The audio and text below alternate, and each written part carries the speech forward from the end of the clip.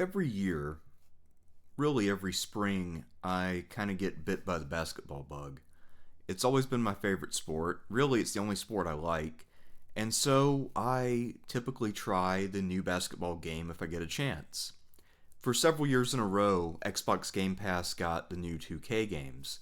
So I remember playing 2K 21, 22, and 23 when they came out. For whatever reason, Game Pass didn't get 24, 25, so I didn't play those. And this year it picked up 2K26. So I decided to give it a try.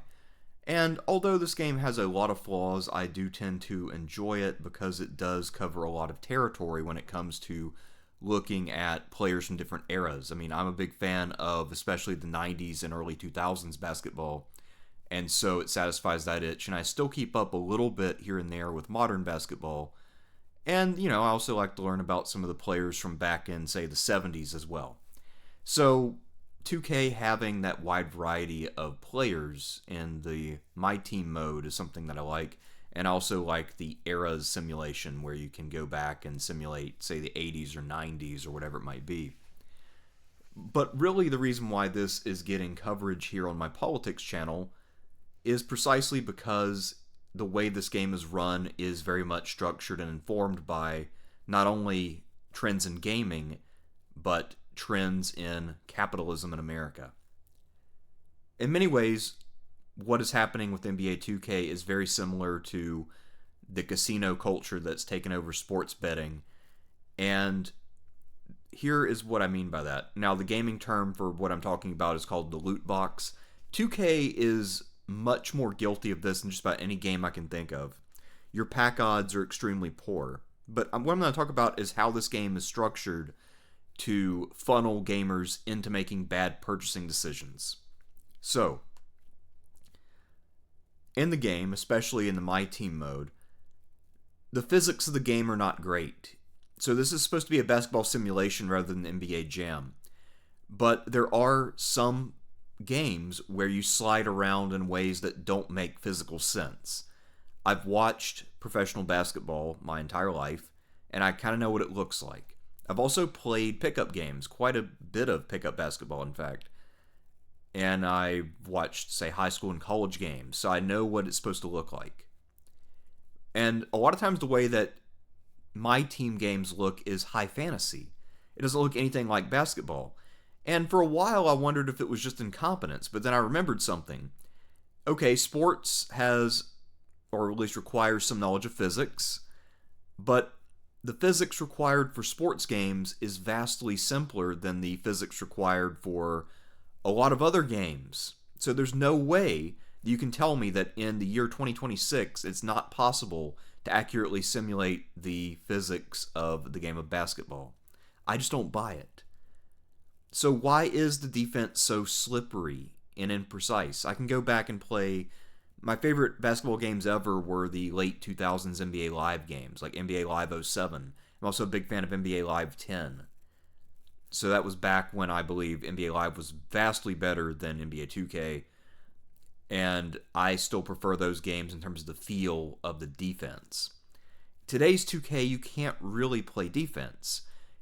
The performance on defense is determined not by what you do as a player so much as it is by what your characters do without you giving them input. There are times when you're highlighted with somebody and you don't react to what's happening, but your player reacts anyway. Well, why is that? Because that has to be a deliberate decision. Is it because the game thinks that people will find defense boring? No. The reason is that they want the ratings to drive what players do. And the reason for that is that, therefore, there's a race to get the best players in the game to be able to compete. If you want to stop anybody, you need to have elite players on the court. And you need to have a full roster of them. So, how do you get those players? Well, you could grind it out, but the grinding in this game takes hours and hours to get high-level players, and it turns out that even those high-level players are usually players of kind of secondary-level fame rather than guys who are really at the very top of NBA history.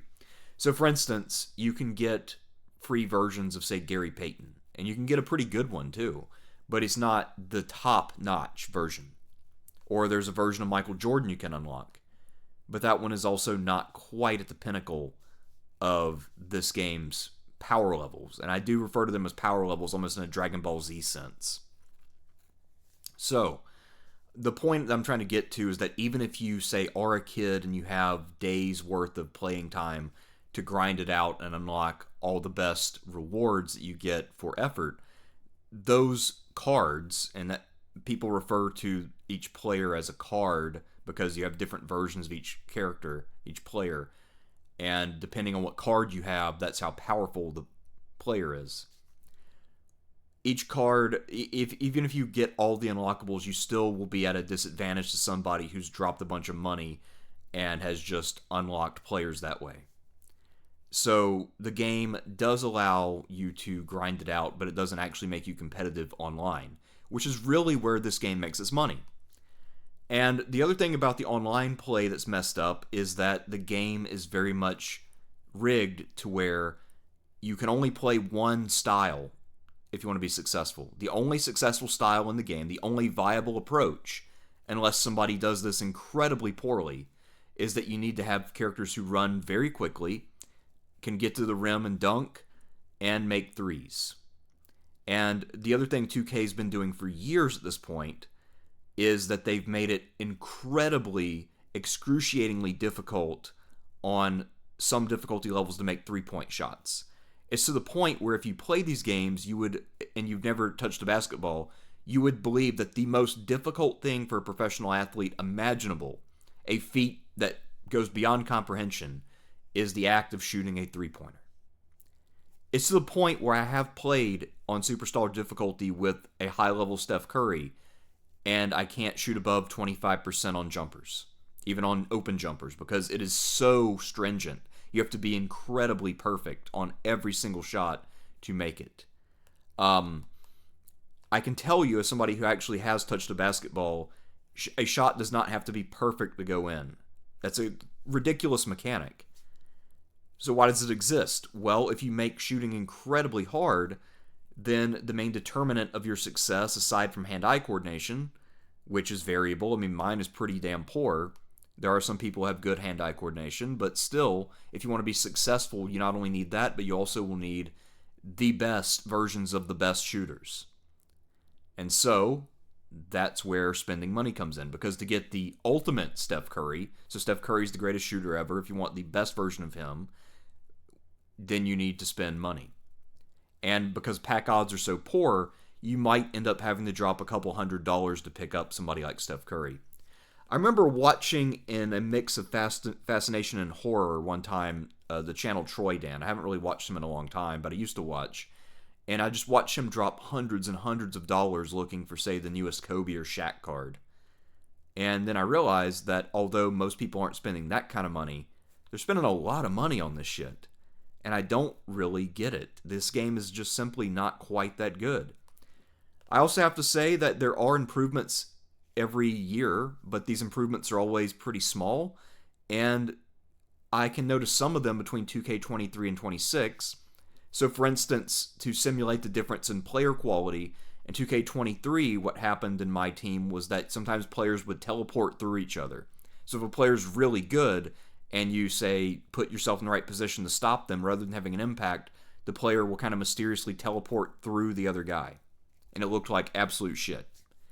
Now, in 2K26, what happens is that somehow a shot will be heavily contested and smothered, and there's no path for it to fly up without getting blocked, and somehow it still does. So the player doesn't necessarily go through someone, but the ball still does. Or the other example is now they've made a lot more effort to integrate WNBA players into an NBA game, and because of the extreme disparity in size between male and female basketball players, they've made it to where it's basically impossible to block a woman player.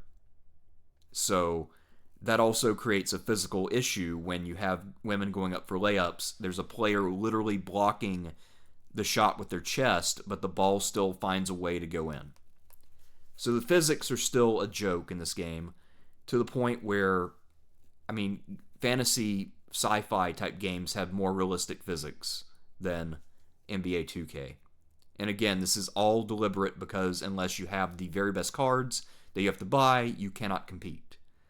And the game will literally break the laws of physics to make you superior if you've spent money. And this pay-to-win shit, this is ruining a lot of modern games. My dad's a big fan of War Thunder and World of Warships, World of Tanks, those kind of games. And those have very similar mechanics to this, where you have to spend a bunch of money. Although in that case, I don't think you have to, I think you just buy what you want. I don't think there's a loot system where you don't know what you're going to get. You just know you're playing for a chance. It's basically a casino. So those games aren't as guilty, but it's still bullshit. Because basically, if you've got a few $100s to blow, you will be good at the game. It takes a rare person to suck so bad that they can buy the best cards and still lose. Like, I can play people who don't know anything about basketball and they'll still beat me. Because their players are just that good. Anyway, so let's talk about some other issues. Now, another issue that's related to this is that this has created ideas about basketball that are truly absurd. And also, the My Team rankings now don't make sense. So, back as recently as 2K23, the highest ranking was called Dark Matter, and it was a 99 overall. So you'd have players who are 99 overall. Like, usually just the big name players, even sort of the mid-level all-star type players could get a 99 overall. And then there's some players who could only get a 98 or a 96. And that would be Galaxy Opal for 98, Pink Diamond for 96. Well, since then, they've added 2 new categories, and I don't even know what the names of them are. But one of them will have players at 100 overall. So a player who's literally perfect, I guess. And I've only got about 3 of those in my collection right now in 2K26. And all 3 of them, I believe it's Dwayne Wade, Shaquille O'Neal, and Trae Young, all of them have an A+ in every category. So Trae Young, A+ defending the paint. Shaquille O'Neal, A+ shooting threes. At a certain point, if you have those grades, that is not the same player. All of these players are better than anyone has ever been at the game of basketball. Even if you took exact prime, the prime of their prime versions of real-life guys like Steph Curry, LeBron James, Michael Jordan, Wilt Chamberlain, whoever it might be, they would not be able to stay on the court with these cards. Because these cards are so ridiculously overpowered. Oh, here's what's better, though. Because they've already done 100 overall, I assume they did that in 24 or 25. Because this year, the new category is Invincible. So literally, they don't even have a number for it. It's just Invincible. So now they have Invincible cards. What the fuck? How do you get better than 100 overall out of 100? It's gotten stupid. Oh, and by the way, not all those cards are actually created equal. So even if you have 2 cards that are 100s, in practice, even though they all have the same ratings that are kind of maxed out, that doesn't mean that they will all play exactly the same. And that's sort of reflected now in the new salary cap feature, because some cards that have the same ranking are actually not equal to each other. Yeah, it's stupid, I know. Okay. Now, so this ratings inflation, I think, also does damage to what basketball is supposed to be, where every player has different roles they perform, different things they excel at or are not so good at. That's sort of the dynamic of team gameplay. And that's also where there's still a strategy element, even in a sports game, is that you know that there are people on your team who can do certain things and can't do other things. Well, that's kind of gone when you got these overpowered mega cards, and everybody can just rim run or, shoot threes all day. So it destroys the possibility of online play because everybody plays exactly the same way. They just rush at you and they let their players steal the ball. And then they just dunk it or shoot. And they've just practiced their thumb motions to make sure their shot is perfect. And that's the whole game. That's exactly how every online match goes. There's no strategy, no thought. It's just this one tactic being spammed over and over and over and over and over. And it's deeply obnoxious. Now, let's see. So, I believe this is very disrespectful to the game, to people's knowledge of the game. So in theory, they're trying to honor the players of the past, but in practice, they're making the whole game about a very stereotyped version of the modern game. So yes, it is true that right now the NBA is heavily reliant on layups and threes. Kind of the D'Antoni system is now how the NBA plays almost every team. And that's led to a lot of dumb shit. I remember I was talking recently on a stream with Danny Chick, and I was mentioning how I've run into kids before who will say things like DeMar DeRozan, who is probably the best active mid-range shooter in the league, can't shoot. And that's because he's not an elite three-point shooter. But he's excellent in the mid-range. And it's a jump shot. It's the same shooting motion. But yet he can't shoot because their idea of shooting is probably heavily informed by 2K.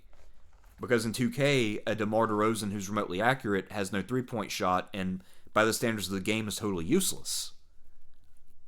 That's also led to a lot of disrespect for past players. If they don't have a high-ranking three-point shot because that shot wasn't emphasized in their day, then they can't really compete or be useful. So, here's the thing too, the depressing part, this problem that I'm talking about with loot boxes, this is not going to get better anytime soon. There was a little bit of action taken in the Biden years, but not much. The Democrats are for light regulation, but of course the Democrats have always been on good terms with the tech bros, which includes the gaming industry, so they've never gone after them hard, nor will they ever. That being said, with Trump in power, Trump and Vance are deeply beholden to the tech industry. They have sold out 100% to the tech industry. You see that with the AI bubble we're living in right now. So they will never, ever step in to do anything about that problem. So the nearest game that we can look forward to in the future that might do something about that and curb that abuse a little bit even will be 2K29. But really probably more like 2K30, since it takes time for administration policies to go into effect. And even then, I mean, obviously this is not a huge issue overall in the grand scheme of things. But part of the reason I'm highlighting this is because I'm in my basketball phase of the year. Just like I go through an allergy phase every year about the same time. Although it hasn't been that bad this year. But the basketball allergy still struck me. Anyhow, it still, I think, illustrates larger trends that we're all living through right now. So that is sort of my political spiel for this. And now let's just have some fun and talk hoops, because fuck it. Alright, so what we're going to do is I'm going to go through the collection I have of pink diamond cards. These are 96 overalls. These cards are a bit unrealistic because a 96 overall is about an MVP level player, and a lot of the guys here were never on that level at any point in their careers. Personally, I usually prefer the 94 diamonds and the 96 pink diamonds over the really overpowered cards, especially if I'm playing offline, which is where I normally play, because, I mean, I've said it before, for me with gaming, the best part of it is the lack of other people. I don't want to deal with other people. So if I'm playing offline against the AI, I prefer playing with these guys mostly. So it's not overwhelming them with talent, but it still gives me a good shot to make up for the fact that AI often can overperform with kind of dog shit players. And also, of course, AI does not have limited coordination. So if they want to make a shot, it's going in. Whereas you can't ride the odds. You have to do the little skill challenge, which is dumb. But anyway, let's talk about the players here who we have before us. So, the first, and unfortunately, I had to use tier maker rather than tierlist.com. I heavily prefer tier list. I find it to be the better service of the two, even though it's the less popular of the two. And as you see here with all the cards, this wonderful service has cut off all their heads. So I'll have to consult my notes to figure out who they are in some cases. The first man we have is Steven Adams for the Thunder. He was the guy I unlocked right before I built this list, and I did get to play as him. He plays about like what I'd expect for Steven Adams. I should back up just a second. So I'm ranking these from S to F. A C is basically, it's exactly what it should be for that player. And then D is it's worse than that. It should be B or A or S is this player works really well and maybe is even better than they should be. Somebody you can really rely on if you're, say, trying to beat some challenge in the game. So that's kind of how I'm ranking these. For me, Steven Adams is exactly what Steven Adams should be. He's a good defender. He can make an open layup or dunk.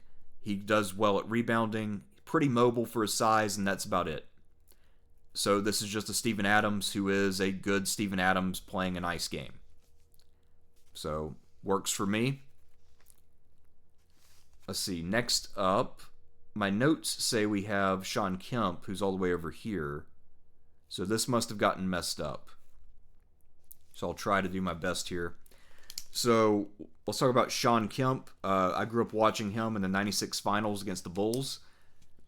This Kemp is pretty accurate, I'd say, to what Shawn Kemp was. He isn't overwhelming on defense, but he will sometimes get a spectacular block because of his leaping ability. He can dunk it, he's got a pretty nice jump shot, and he's a pretty good rebounder. Now, because I'm a Shawn Kemp fan, I'm inclined to use him and like him. That being said, I don't think he is particularly overwhelming. And I'm thinking C, but actually I think I'm going to be generous and go B with Shawn Kemp, just because I am a Kemp fan. And of course, the rankings here don't matter as much as the stuff at the outset, so I'm not going to think too much about it, because it doesn't really matter that much. Next player I have listed on my sheet is Jamal Sheed of the Rockets. Yeah, so I always, when I enter these tier lists, I always list the numbers in my notes, and that way if the image gets messed up, I can see it. But if they don't load these in order, then I can't really do that. So this isn't him, I don't think. I know he's a Rocket, though. What I'll do is go through the guys I can identify, cross them out, and then we'll work backwards that way. How about that? Because that way we won't get fucked up here. So what I'm going to do is we will skip over to talking about Antoine Walker here. So Antoine Walker, for the Celtics, I didn't watch a lot of him growing up. So my basketball interest a lot of times is cyclical, just like my interest in video games in many cases. And so there have been periods in my life where I've barely played, and other periods where I've played a lot. So, yeah, there are some periods I missed. One of the periods I missed was like the early 2000s, really. I watched a lot of the later 2000s. And Antoine Walker really prospered in the period where I wasn't watching as much. So I don't know a lot about his game. I know he was a scoring-oriented power forward. When I played as him, I was not that impressed, but I don't know if it was inaccurate or not. All I know is that he sucks at defense in this game. From what I understand, that's about accurate, though. So I will put him in C. Actually, I'm going to go D because I don't remember his jump shot being very good. And again, in this game, if the jump shot is not something you can use easily, then the player is largely not going to get you a victory. Now, where in the hell is Antoine Walker in my notes? I guess I'll just have to remember he's already been taken off the board. I'll go with Monta Ellis next. So I used Monta Ellis recently in a challenge. So there's a historical mode where you fight a rival team. And, of course, the rivals for the Warriors are the Cavaliers due to the final series in the 2010s. And Monta Ellis was my starting shooting guard. I had the 99 Curry as the point guard. Monta underperformed a bit. I feel like Monta should be a better scorer than he was. He also can't really facilitate or defend at all. And I know he was not a defender in real life, but he was a pretty damn solid facilitator. And he was also very crafty. This card is not that. This card falls way short of what Monta Ellis should be. And combined with that lack of defense, he can be a liability. That being said, one thing this card can do that the real Monta Ellis can't is shoot threes at a pretty good clip. The real-life Monta Ellis was a miserable three-point shooter, but he was an excellent mid-range guy, much like the aforementioned DeMar DeRozan. I'm actually going to put this card in E. I feel like this is a pretty weak version of Monta Ellis, given that he doesn't really seem much like Monta Ellis at all. He is playable. You can put him in your lineup and he'll do work for you, but I personally feel that he should reflect the strengths and weaknesses more of the real Monta Ellis, rather than being just fantasy version dressed up in his skin. Now, let's go with one of my favorite players of all time. That'd be Eddie Jones. And I'm also glad that he's here in his Hornets garb, because this is when he was at his absolute peak. He was averaging 20 a game. He plays excellent defense. He shoots threes at a high clip, and he can also dunk the hell out of it. So in general, I feel like Eddie Jones is the player who's made for the 2K system. And I'm glad to see him prosper in this way because, again, I enjoyed watching him growing up. And it's also heartening when I look at Basketball Podcast and all the legends like Jordan and Kobe and all of them talked about how great Eddie Jones was, because I always thought he was a great player. Eddie, this version is on the lower end of the Pink Diamonds in terms of how they're ranked internally. So the game kind of ranks them based on their salary cap, which is sort of supposed to be their abilities. I think this version is still decent because, again, he dunks and shoots. So actually, that was Eddie Jones' game now I think about it. Defense, dunking, and shooting. So he literally, an accurate Eddie Jones, basically every player in 2K is trying to be Eddie Jones. And I liked him at the time because he was one of the few people who was that way. And I also remember when he would drive to the basket, I knew he'd either end with a spectacular dunk or he'd fuck it up horribly, but it would still be entertaining either way. So that's part of the reason I really love Eddie Jones. For accuracy, I put him pretty high. For actual use, like if you want to break down a play and do something a little different, he's not going to be your guy. Because the game makes everybody Eddie Jones, it takes away from how special the real Eddie Jones was. I'll stick him in B, but that being said, even though I'm not ranking him that highly, I do put him in my lineups. I like the guy. So, there's that. Let's go with Larry Hughes here, who's right next to him. So Larry Hughes, I actually have not played as. So I'm going to add the I don't know tier. We'll make this one. Yeah, that works. And this one we will delete. So our guy Larry Hughes will go in the I don't know tier because I've not played with him. Now I think about it, I really should. Larry Hughes was an excellent defensive player historically and a pretty decent scorer as well. On those teams where LeBron James supposedly had no one helping him, Larry Hughes was on a lot of those Cavs teams, and he was usually the second or third best guy.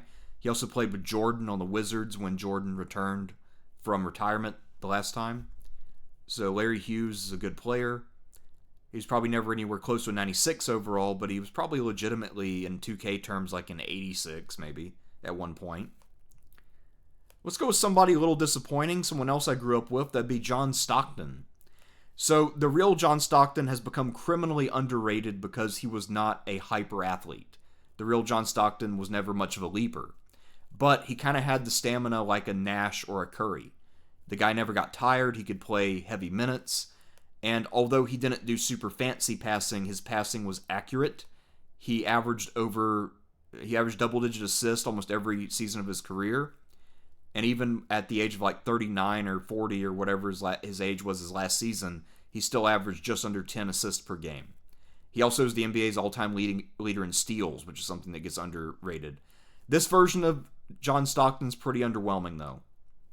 This version of John Stockton kind of sucks.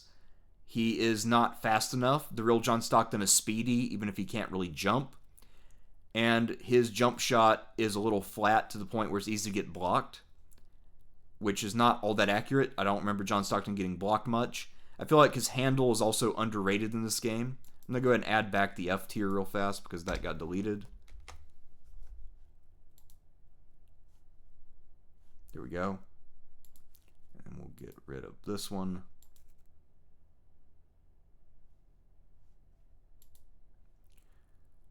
Okay, so it took away my E tier. There should be an E tier here. I'm not going to worry about it. We'll just say E and F are the same thing. Stockton has to go there, unfortunately, which hurts me deeply, but again, tier list wasn't working, so I had to do what I had to do. Stockton is playable, but he's not good. And knowing that he should be so much better, especially when there are guys here who are not that great, who are so much better than him, and were nothing like him in real life, that offends me on some level. Not a fan of the fact that he is this undervalued valued in the game. Now let's see, who else can we easily identify here? Oh, we got Blake Griffin. So with Blake, I got a 99 version of him as an unlockable for the dunk challenge. So I haven't used this version as much, but I did use it for a little bit while I was getting used to the game. So for Blake Griffin, the 96 version, I feel like he's about what Blake Griffin should be. He's not much of a defender, but he's a competent passer and ball handler for a big. And of course, he can dunk it. He's also got a decent jump shot. So for him, I will put him at a C. He's about what he should be. So that's cool. Let's see, who else can we find on here? How about DeMarcus Cousins? He was one of my first players I unlocked. He was one of the guys as you're doing, I believe it was the scoring challenge, or I don't know exactly which one it was. But I've always liked DeMar DeRozan in these games because, unlike a lot of guys, he actually is useful, even though he's not a three-point shooter or a speed guy.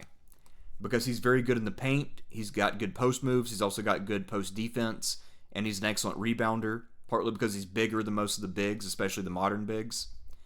I'm a big Boogie Cousins fan in 2K at least, so he was one of the guys I sought out early when I started getting some my team points because I knew he'd be useful, and he didn't disappoint. So for me, Boogie Cousins is an A. So I know in real life, of course, he got in trouble a lot for various anger management issues, but in 2K, I feel like he's a pretty damn good player. When it comes to De'Aaron Fox here, I only got him very recently, and mostly because he's on sale on the market thing. So with De'Aaron Fox, I felt a little disappointed. I only played with him once or twice, but he didn't feel like he should. He was not quite as speedy or explosive as I expected. He also doesn't seem to have much of a shot, which I guess is kind of accurate. That being said, I've never been that impressed by De'Aaron Fox. I've always thought he's a guy because of his foot speed. He's got a lot of potential, but that he just isn't that great. With De'Aaron, I think I will give him a D. He's okay. But yeah, I'm pretty sure he's better than John Stockton in the game, which is fucked up. The John Stockton disrespect is unreal, and especially among the younger generation. And a lot of games like this help to perpetrate that. Because if you just play John Stockton in one of these games, you're like, oh, he's a short, slow, white guy. Well, he was on the shorter side for an NBA player, and he was white. He wasn't slow, though. He had an excellent shot. I don't want to go on a Stockton rant, but suffice it to say, I did watch Stockton in 97 and 98 in the finals, and even as an older player, he was giving the Bulls the business a lot of times. Not to mention that he was the clutch guy on Utah, not Karl Malone. So, keep that in mind. Let's talk about Jason Terry. So I had him on my team for a while because of the three-point challenge. Jason Terry can shoot, as you might imagine. But one of the things he was also known for in the 2011 finals was defending LeBron James. Even though he's like 6'2", and LeBron is 6'8", and built like a tank, Jason Terry actually defended LeBron pretty damn effectively. And famously, the 2011 finals were a meltdown for LeBron James, like one of the big stains on his record.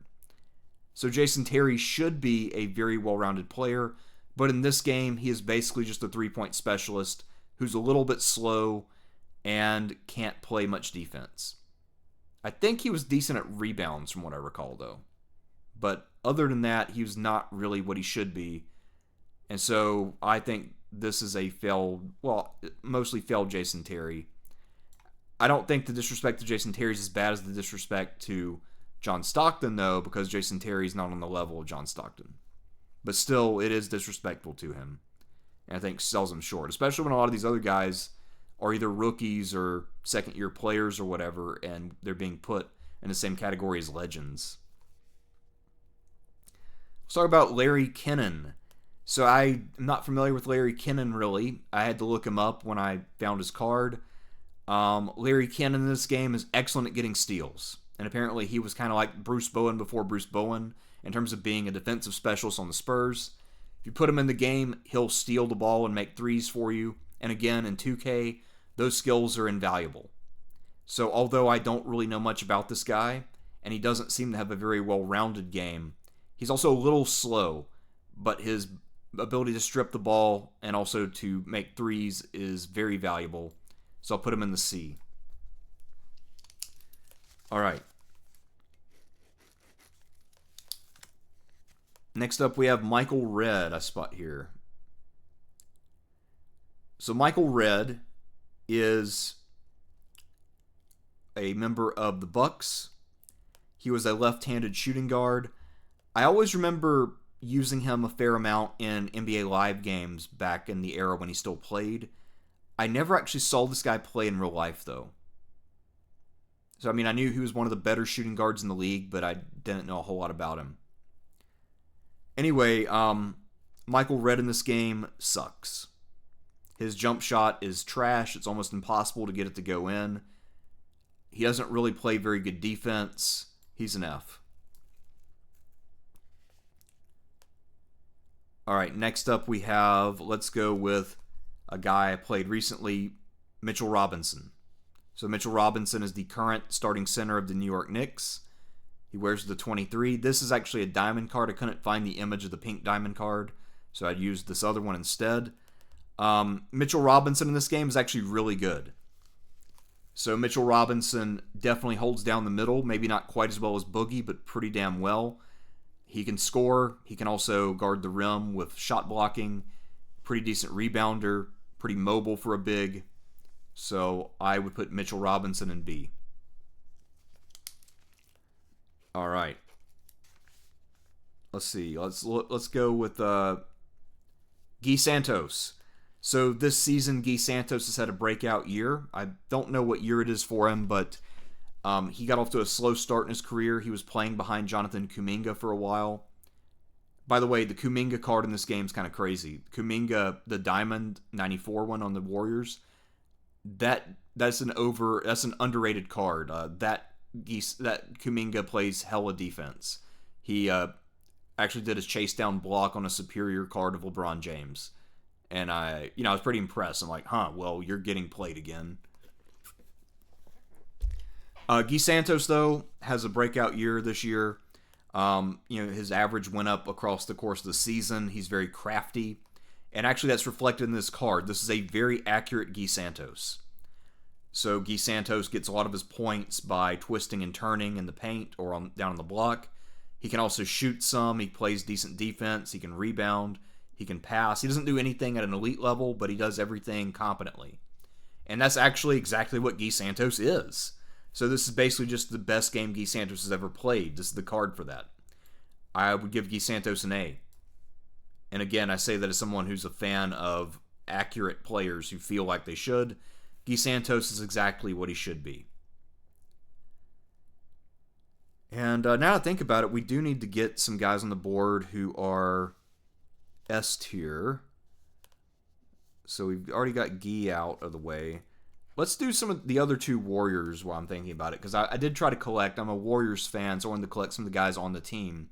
So I also got a card for Quentin Post.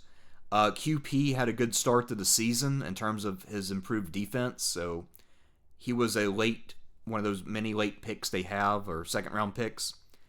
And part of the reason he went so late is that while he's got a good shot, he's very slow. But over the offseason, he improved his foot speed and became a better defender. But he still struggled to crack the rotation because Steve Kerr doesn't really like playing centers that much. And so Quentin Post is still underutilized. In this game, he's pretty good. So in this game, Quentin Post kind of plays like he should. He is a decent presence down low as a defender, but not really an offense. On offense, he's mostly just a three-point guy. So if you want him to score for you, you have to shift him over to power forward to put him in the corner to shoot threes. Otherwise, he'll just play competent defense, and he can also be relied on for fast breaks or for passing the ball out.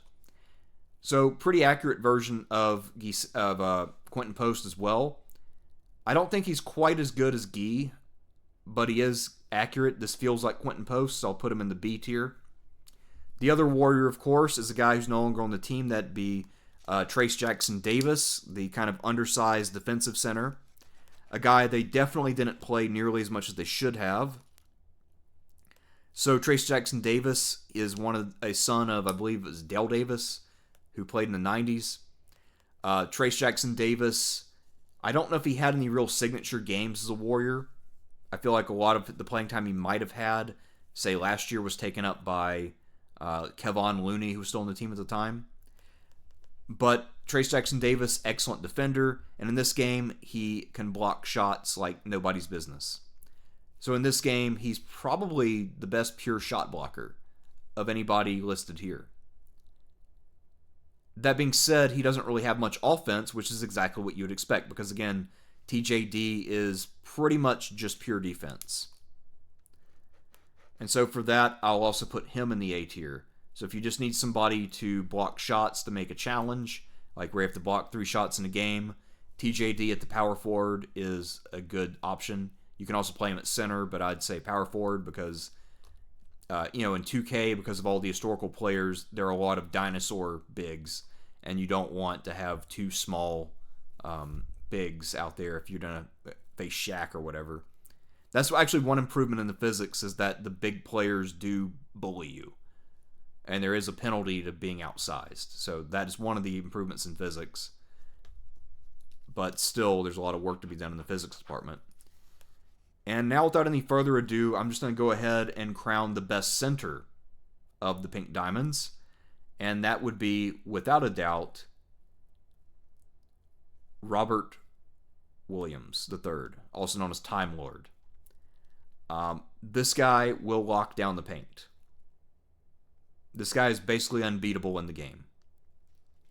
I think he's actually better than a lot of the cards that are way higher rated. Robert Williams III, Time Lord, he will do pretty much everything at a very good level. Now, I don't think he's that great in real life, but in this game, he's fucking amazing. So he will anchor your defense. He'll get you some points. He can even pass and handle some, which I don't think he can do in real life. I know he can defend pretty well, rebounds, and he can score in the paint in real life, but he can't do ball handling or fast breaks that well. But in this game, this guy's a beast. So Robert Williams, one of the best at this level. Let's talk about, I finally found him, Jamal Sheed. Well, I think this is Jamal Sheed. This is a Rockets player. Well, anyway, he should be Rockets. I think this is a Raptors jersey. I'll hold off just for a second in case I'm wrong, because sometimes they do have jerseys from the previous year. Speaking of another center, let's find Daryl Dawkins, because I played a lot with him.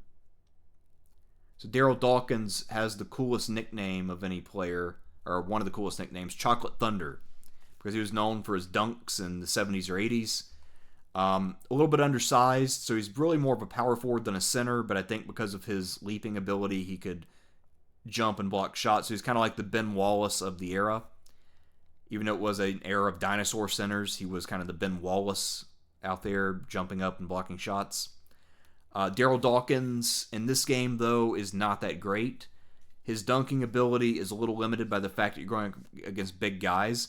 And for the dunk challenges, you have to do it quickly. So you get 3-minute quarters. So you're playing a game that's really truncated, and then you got to create an opening and dunk it when you've got defensive-minded centers and power forwards out there. So Daryl Dawkins is not great at that. He also is not very good on defense compared to the bigger centers. So actually, I think Daryl Dawkins is a bit below average in this game. I'd put him at a D. He's not bad, but he could be a lot better. Now, let's see. Al Harrington. Where's Al Harrington? He's a Hawk. This is Al Horford. So Al Harrington was also a 2000s player, so I'm trying to figure out where he's at here.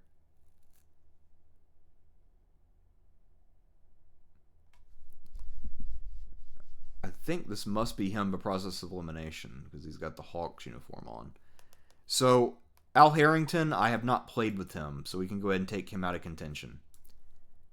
I know he and Al Jefferson were big deals back in the games I used to play a lot, like NBA Live 07. I think one or both of them were free agents, and that was kind of the big free agent you could sign. Both of them play power forward center. That being said, I noticed Al Jefferson's not in the game at all. There actually are a lot of players missing, so I couldn't find any Andre Iguodala, any Al Jefferson, and of course, famously, 2K has never licensed Charles Barkley or Reggie Miller. So they're missing a lot of key historical players, and that list seems to grow every year.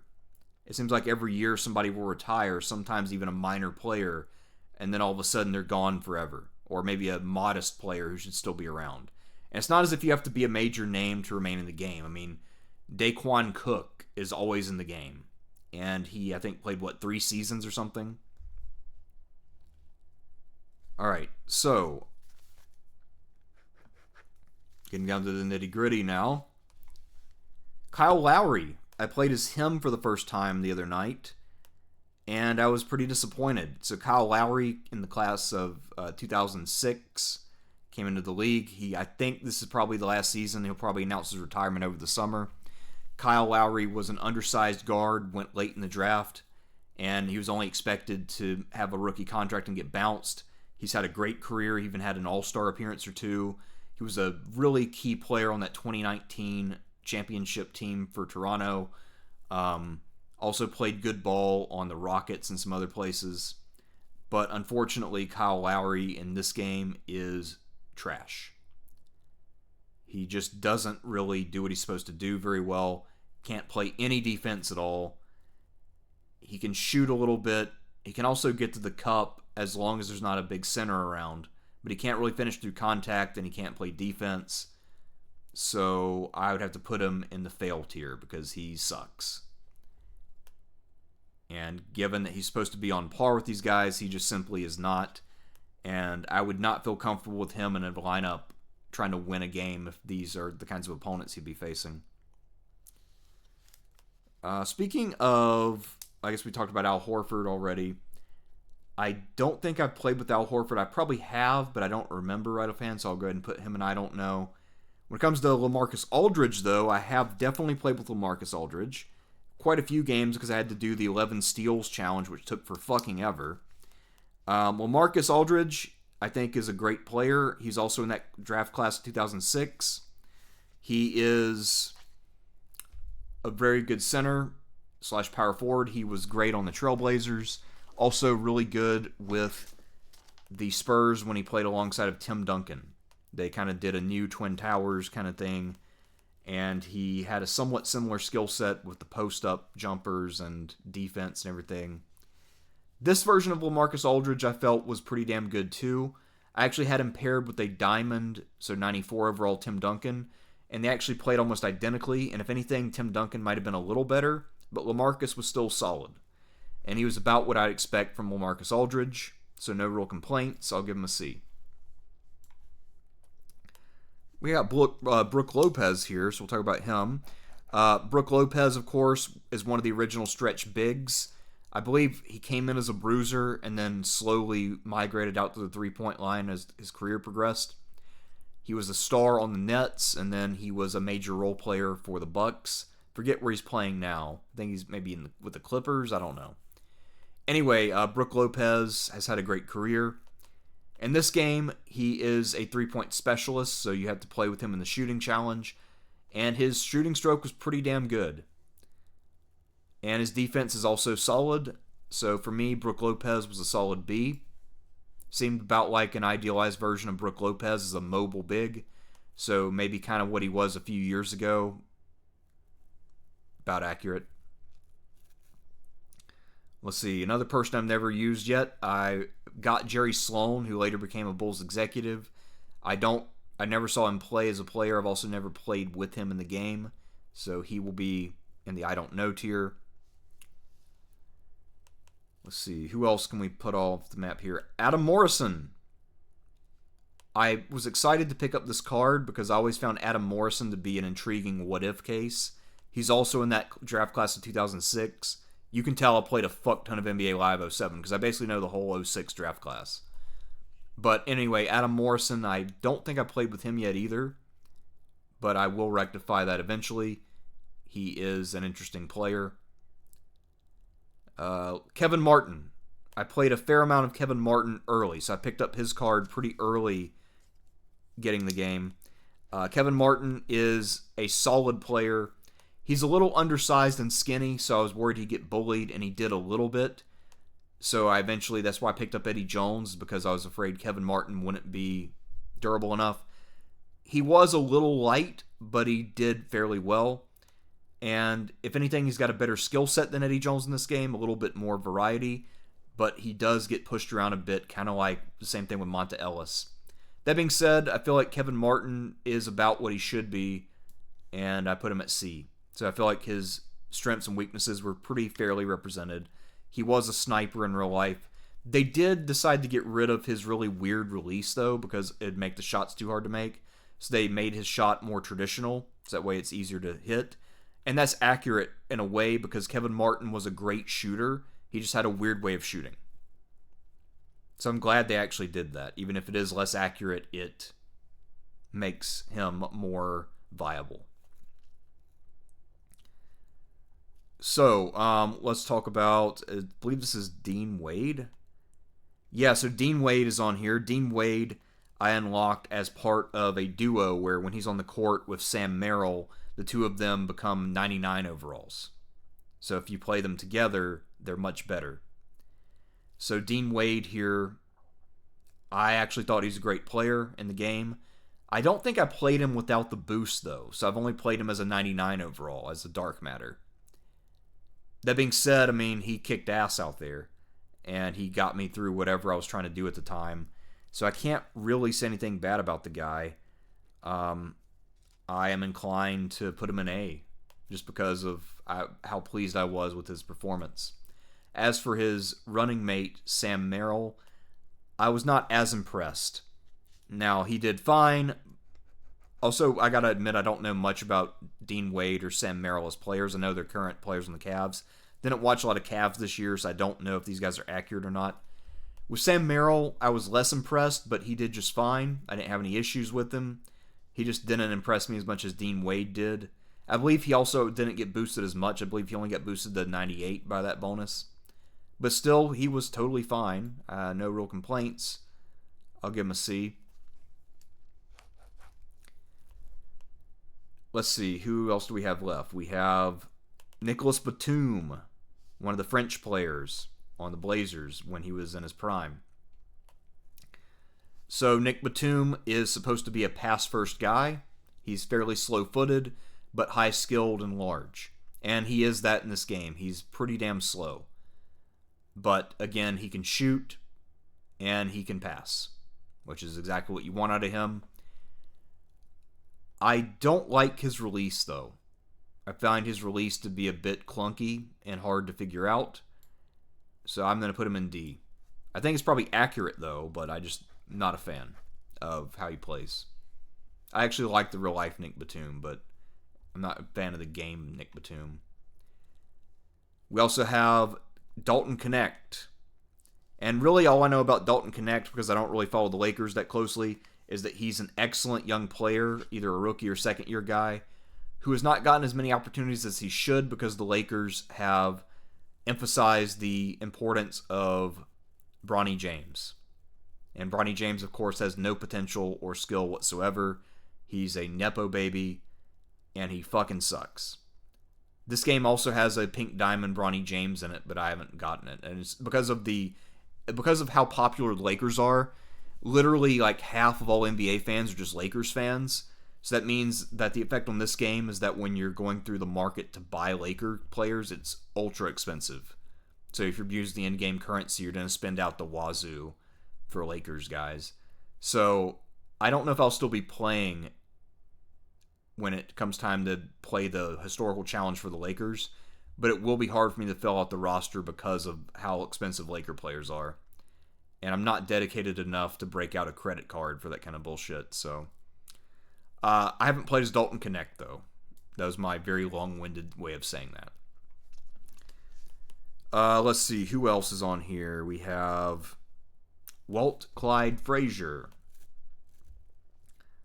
So I don't know much about the real Walt Frazier. I mean, I know he was a Knicks star. He was their point guard in, I think, the late 70s.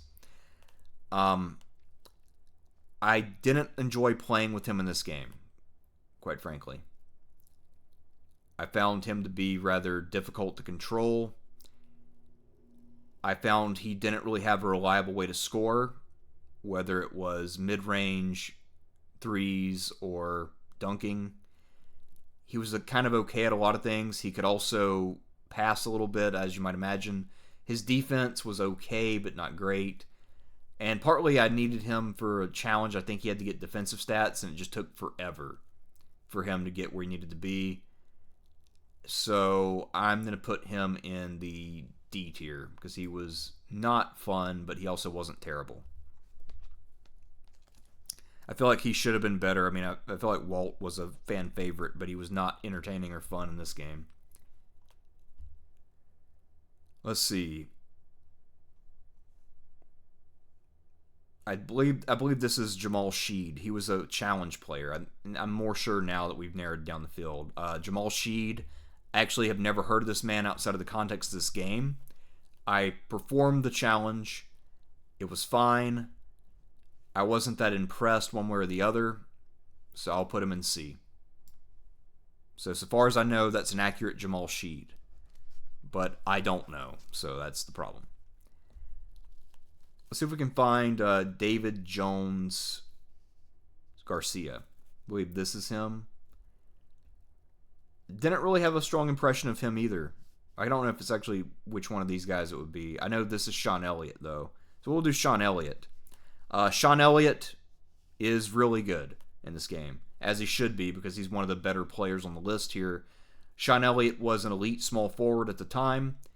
He was great on both ends of the floor, had a great jump shot, great around the rim, and also a great defender. I don't know if he was much of a facilitator, but aside from that, he was a pretty complete player, and he is deservedly in the S tier. Let's see, who else do we have on here? Where's Con Knipple? Here's Con Knipple.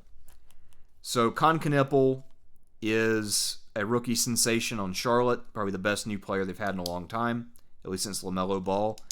In this game, he is a three-point specialist. He can make it rain out there. I paired him with Jones, and the two of them in the Charlotte Challenge were pretty damn good on the wings, raining threes down. So I don't know a lot about Con Knipple in person. I have seen some of his highlights before, but I've never seen a full game with him. And I know that he's a very promising player. Hopefully will have a long, storied career. So I'll go ahead and put him in the B tier, along with some of these other guys who seem similar. But yeah, I enjoyed playing with him. He's a good player. Dennis Rodman. This is young Pistons Dennis Rodman before he went to the Bulls. And of course, before he went to the Bulls, he also had a stint with San Antonio. But this is Bad Boys era Dennis Rodman. I got this guy early, and I was excited for him, and he lived up to it. He played defense really well. Didn't score too much, but I didn't need him to, and he could get boards. So he did everything I needed him to. Now later on, of course, I got the 99 Dennis Rodman, where he's a Bull, and he's also 99 overall, dark matter. But this one is still pretty solid. And I would say he's also in the B tier.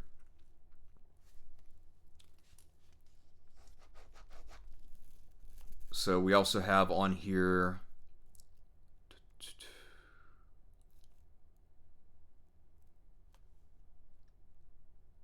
Dave DeBusschere. Dave DeBusschere is how you say it. So he's a power forward, small forward. He was a Knick. I don't know much about his actual career. I'm pretty sure he's on that 1972 championship squad, though, or was it 72 or 71, 73, whichever year it was. Anyway, he is okay. I don't know much about the guy in real life. He plays fine. He is a little bit underwhelming on defense, but he is solid on offense. So I'll put him in C. I have not played as Allen Houston, though. So I don't know how Allen Houston plays. And I did spend a lot of MT on him, so I do need to try him out. But I bought him for the team challenge that I'm not playing right now because I've already maxed out my levels, and I want to save that experience gain for Season 7. Right now we're in Season 6. And hell, maybe they'll put out something above Invincible. Who knows? I mean, this game's gotten stupidly over the top. I kind of actually, there's a part of me that weirdly enjoys the absolute chaos of super mega ultra invincible and just creating bullshit categories, but that's not the dominant part of me. Calvin Murphy, I played with him some. Wasn't that impressed. He was a little bit undersized. I don't remember if he shot well or not. I think he did.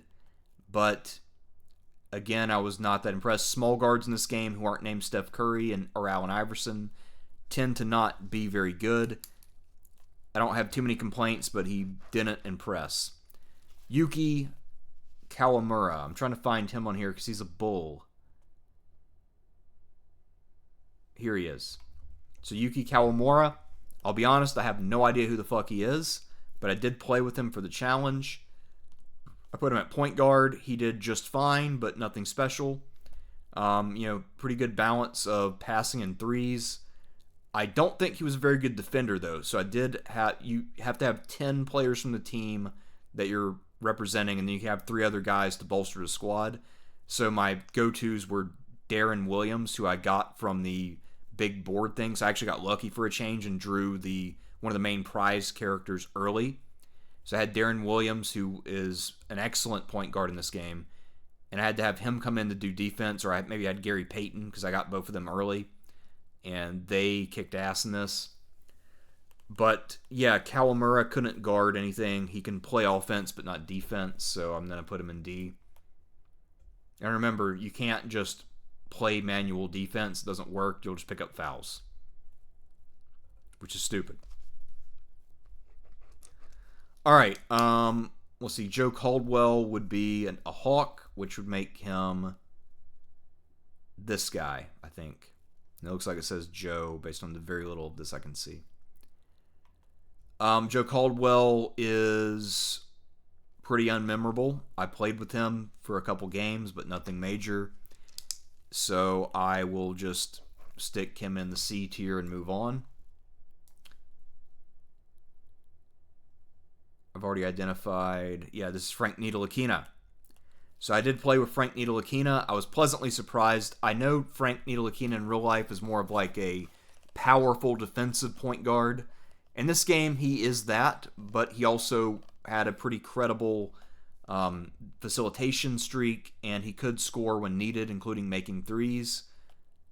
So I'll give Frank the benefit of the doubt. I feel like he was pretty damn useful. Whether that's accurate to him or not, I can't say. I feel like he was a little overrated, but it worked out for me.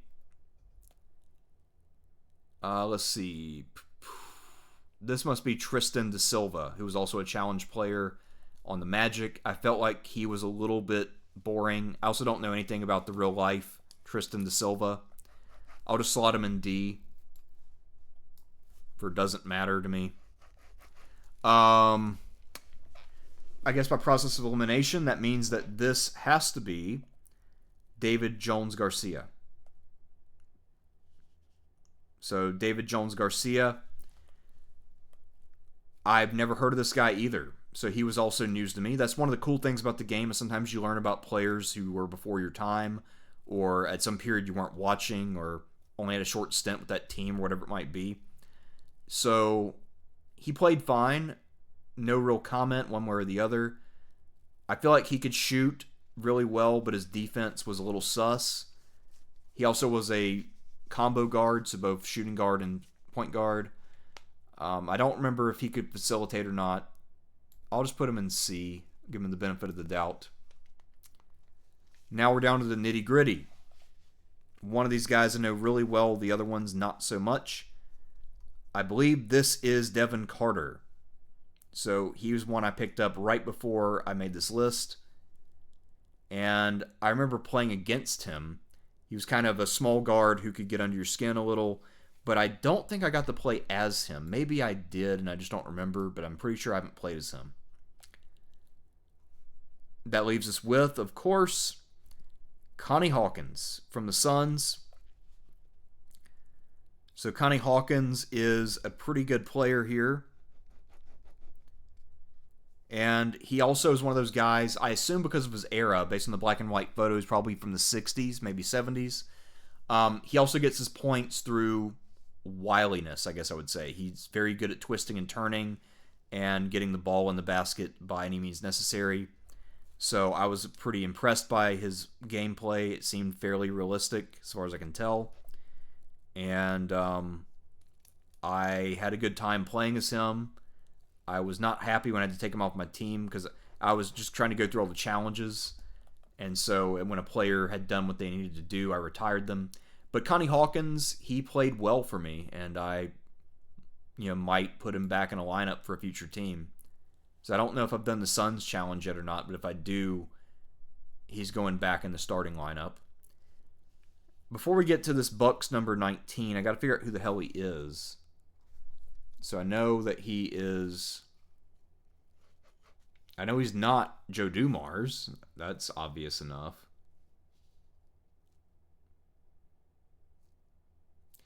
I must have made a mistake somewhere. Also, actually, one of the Magic players must have been Ersan Ilyasova. Or no, one of the Bucks. This must be Ersan, actually. Yeah, this is Ersan Ilyasova. So he's a power forward who shoots threes. So he's kind of an old school stretch four. He played okay for me. Played decent defense. I thought his shot was had a slight bit of jank to it, but not too bad. He was okay. Nothing to write home about. Let's just give him a C and move on. I think that's probably accurate. I actually don't know much about him as a player. I remember him being in the old NBA Live games, but I didn't really play with the Magic much. Or if I did play with the Magic, I'd trade everybody away and just pull up veterans that I like Eddie Jones or whoever, and try to do like a last run, last chance kind of squad. One of the very first players I picked up in this game was the Pink Diamond Joe Dumars. I didn't realize he was a reward I could get for free for getting assists. So I bought him with my MT early on because he was on sale.